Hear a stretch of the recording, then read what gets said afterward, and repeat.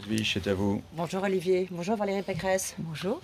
Alors, un budget de combat a annoncé le Premier ministre, un budget historique, c'est le budget le plus rude que la France n'ait jamais connu.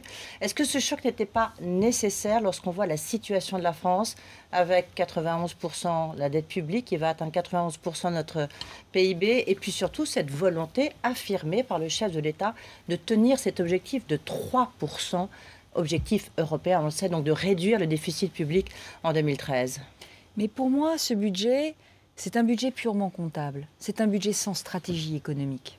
Pourquoi ? Mais parce qu'il ne suffit pas de dire qu'on veut réduire le déficit. Bien sûr, il faut tenir les 3% de déficit. Mais pour les tenir et pour atteindre cet objectif de 3%, il faut faire tout le contraire de ce que fait aujourd'hui le gouvernement. On va revenir sur les modalités, si vous voulez bien. Mais je pense que près de 40 milliards, est-ce qu'il fallait avoir 40 milliards d'économies, 37 milliards pour être précise, est-ce qu'il fallait avoir ce montant-là ? Mais je crois que ce budget est surdosé en hausse d'impôts et sous-dosé en baisse de dépenses. Et que, j'allais dire, cette surcharge fiscale va handicaper profondément la croissance. Et si la croissance n'est pas au rendez-vous, eh bien, on ne tiendra pas les 3% de déficit et on augmentera le chômage. C'est pour ça que je vous parle de stratégie économique. D'acte politique. On dit toujours qu'un budget, c'est un acte politique. Mais ça n'est pas un acte politique aujourd'hui, c'est un acte comptable. Aujourd'hui, il aurait fallu un budget avec une stratégie, on en a parlé tout à l'heure, de compétitivité derrière. Et ce n'est pas en matraquant les entreprises d'impôts et les ménages d'impôts qu'on ranimera la croissance. Valérie Pécresse, la responsabilité de la droite qui sort quand même 10 ans de pouvoir, elle est très importante. Vous êtes d'accord avec moi? On va écouter ce que dit Pierre Moscovici, on se retrouve juste après. Le PLF 2013 représente tout simplement le plus grand effort depuis l'après-guerre. Et si cet effort est important, c'est parce qu'il est à la mesure des dérives, des déficits que nous avons trouvés à notre arrivée. Et si cet effort est difficile, c'est parce qu'il doit être conduit à un moment où le pays connaît une période de stagnation économique dans un contexte international morose. Et c'est donc une responsabilité qui, en effet, est à la fois historique et collective à laquelle nous sommes attelés. Le redressement des comptes publics est entrepris dans un souci constant de justice sociale, dans le but aussi de préserver l'indépendance du pays. Voilà, Pierre Moscovici, le ministre de l'économie et des finances. Est-ce qu'il y a une responsabilité collective, et notamment de la droite, qui a été au pouvoir depuis 10 ans? Nous avons augmenté la dette dans un contexte de crise. Oui. Tous les pays européens, les États-Unis, le Japon ont augmenté leur dette de la même manière. Et aujourd'hui, Pierre Moscovici, François Hollande mettent leur pas dans la trajectoire de réduction des déficits qui était la nôtre. Oui. Nous avons la même trajectoire. Mais là où j'accuse le gouvernement Hollande, c'est que je l'accuse de faire de la rigueur sans la réforme. Et la rigueur sans la réforme, c'est anti-croissance, anti-emploi, c'est anti-économique. Sans réforme, 10 milliards d'économies quand même sur les dépenses, c'est déjà énorme. Mais c'est très peu. D'abord, une partie de ces 10 milliards de baisse des dépenses sont liés aux réformes que nous avons entreprises.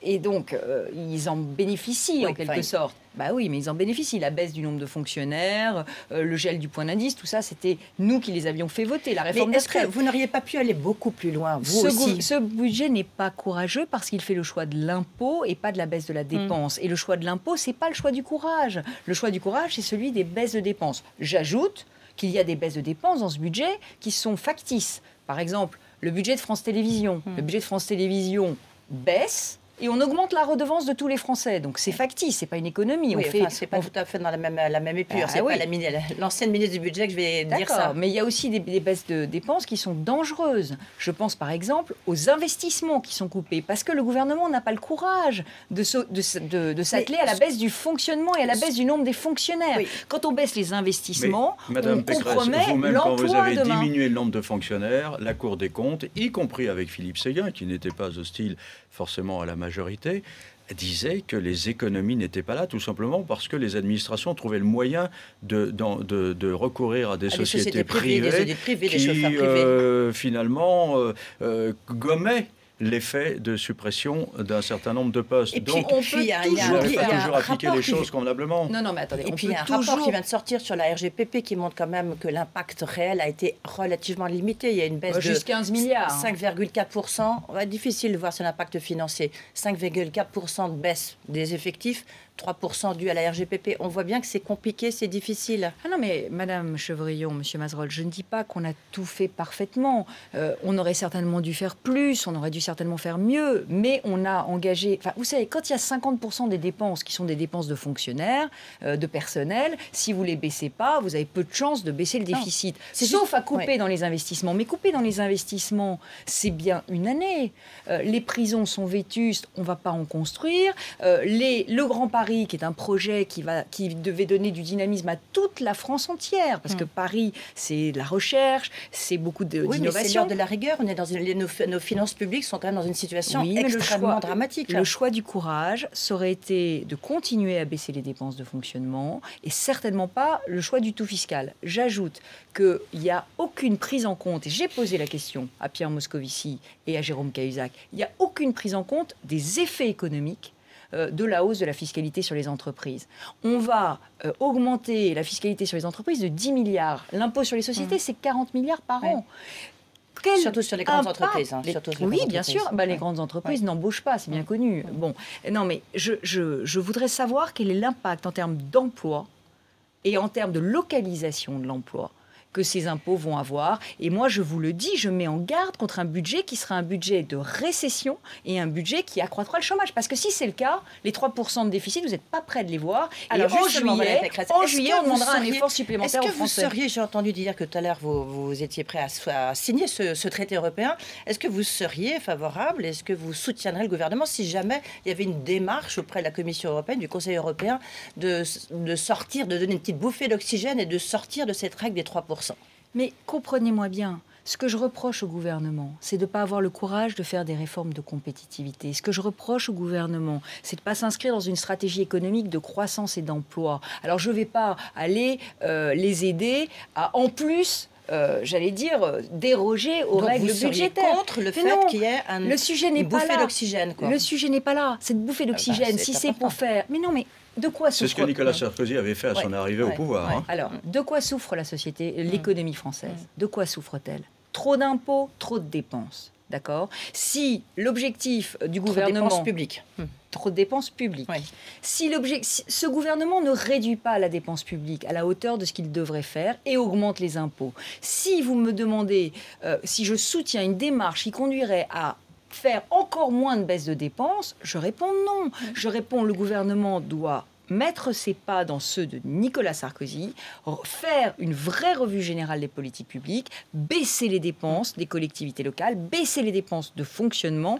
Et s'il fait ça, il redonnera de la compétitivité à l'économie française. Il reste encore quelques questions. L'Espagne et l'Italie font ça. Tous nos voisins font ça. L'Allemagne a fait ça. Mais Nicolas Sarkozy aussi, lorsqu'il est arrivé à l'Élysée, a demandé lui aussi un report des efforts à accomplir. Un plan de relance, un grand emprunt. Vous voyez, on était quand même dans la dépense publique pour soutenir. Apprenons de nos erreurs. Nos erreurs. Nous avons fait une erreur, celle de ne pas réduire les déficits en début de quinquennat.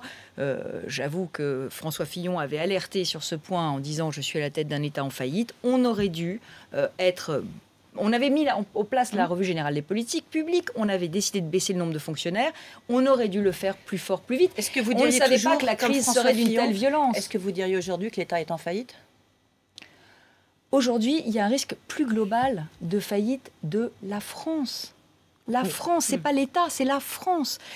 Aujourd'hui... La question, c'est est-ce qu'on va encore créer de l'emploi en France demain? Est-ce que nos enfants auront un emploi en France demain? Je crois que la situation est extrêmement grave. Et c'est pour ça que je n'ai pas compris que par idéologie, le gouvernement commence par dépenser de l'argent qu'il n'avait pas en arrivant, qu'ensuite, il détricote la TVA anti-délocalisation et les heures supplémentaires qui assouplissaient les 35 heures. Quelle hypothèse de croissance vous auriez retenue si vous étiez encore à Bercy? 0,8%, hypothèse volontariste. On sait que consensus est largement en dessous, bien sûr. Quelle hypothèse de croissance vous auriez retenue? On sent bien qu'à Bercy, c'est toujours plus. Oui, mais je vais vous dire, je ne crois pas que l'hypothèse de croissance du budget doivent être trop restrictives, parce que ça a un effet autoréalisateur. Oui, C'est-à-dire, si vous dites qu'il n'y aura pas de croissance, eh bien les acteurs anticipent. Donc ce 0,8 pour vous n'est pas... Ce 0,8 ne me gêne pas. Ce qui me gêne, c'est les moyens pour l'atteindre. C'est-à-dire qu'on ne peut pas dire on aura 0,8% de croissance et ne prendre aucune mesure pour soutenir la croissance, prendre au contraire des mesures fiscales très lourdes qui vont handicaper la croissance. Alors on n'a pas suffisamment de temps évidemment pour rentrer dans les méandres de ce budget, mais le Premier ministre dit qu'il y a 9 Français sur 10 qui ne sont pas touchés par ce budget, l'alourdissement fiscal. Vous dites c'est 100% des Français. On a envie de dire où est le juste milieu? Écoutez, c'est très simple. D'abord, on ne peut pas tronçonner les textes. En juillet, on a fiscalisé les heures supplémentaires pour tous les Français qui faisaient des heures supplémentaires et qui ne sont pas des privilégiés. Dans un mois, le projet de loi de financement de la sécurité sociale va arriver avec son lot d'augmentation d'impôts. Donc je crois qu'il faut voir la fiscalité de manière globale. Tous les Français vont être impactés par les mesures prises par le gouvernement qui a choisi de taxer davantage ceux qui avaient plus. Ça, c'est un choix tout à fait légitime. C'est un choix que nous avions fait nous-mêmes. Le problème aujourd'hui, c'est que il faut faire attention. Quand une fiscalité devient confiscatoire, il y a des effets de délocalisation fiscale. Et ces effets de délocalisation fiscale, excusez-moi de dire que le départ des riches n'aidera pas la France à avoir moins de pauvres. Le choc fiscal très important sur les auto-entrepreneurs. Est-ce que vous le regrettez parce que ça peut tuer la création d'entreprises en France? Comment vous l'expliquez? Bien entendu. Mais de toutes les façons, moi ce que je déplore profondément, c'est le discours anti-entreprise qui est la règle depuis 100 jours. On attaque le statut de l'auto-entrepreneur, on attaque les grandes entreprises, on attaque les chefs d'entreprise. Je crois que... Et puis, on met une fiscalisation... C'est un budget de combat, c'est un choc fiscal nécessaire. Je vous dis la réponse du gouvernement. Et ce matin, justement, Jérôme Cahuzac, le ministre du Budget, a dit qu'il... après 2013, il n'y aurait pas d'autre choc fiscal. Est-ce que vous le croyez ? C'est une déclaration bien imprudente de la part d'un ministre du Budget qui a oublié qu'un document budgétaire était d'abord une stratégie économique et qu'il fallait essayer d'avoir le bon dosage pour soutenir la croissance. Et qui crée de l'emploi en France? On entend... Moi, j'ai vu la présentation de M. Moscovici à la Commission des Finances, où on nous disait stratégie pour l'emploi, les emplois d'avenir subventionnés, les emplois aidés. Je suis désolée, ceux qui créent les emplois durables, ce n'est pas le secteur public, c'est les entreprises. Il faut les aider. Pour bientôt un texte sur la compétitivité avec le rapport Gallois. C'est 15 octobre. Et est-ce que vous pensez que la compétitivité peut attendre? Est-ce que vous pensez qu'il y avait... 15 octobre, c'est dans très peu de temps. Oui. Mais attendez, excusez-moi, pour l'instant, c'est des premières conclusions. Quand est-ce qu'on va les voter? Est-ce que vous ne pensez pas que ce texte budgétaire était l'occasion de faire voter des mesures de compétitivité? Toute dernière question, juste puisque vous avez été ministre du Budget et de la réforme de l'État, Valérie Pécresse, il y a une niche fiscale qui n'est pas touchée. Ce sont toutes les niches fiscales qui concernent l'outre-mer. Alors, pourquoi on ne touche jamais aux niches fiscales sur l'outre-mer? Vous, comme les autres. C'est scandaleux, effectivement, en termes de justice. Ces niches outre-mer bénéficient aux plus aisés et aux plus riches. Elles leur permettent de ne pas payer d'impôts et... Par contraste, on voit que le gouvernement va taxer les familles en baissant la défiscalisation des emplois à domicile. C'est incompréhensible en termes de justice. Merci Valérie Pécresse. Edwige.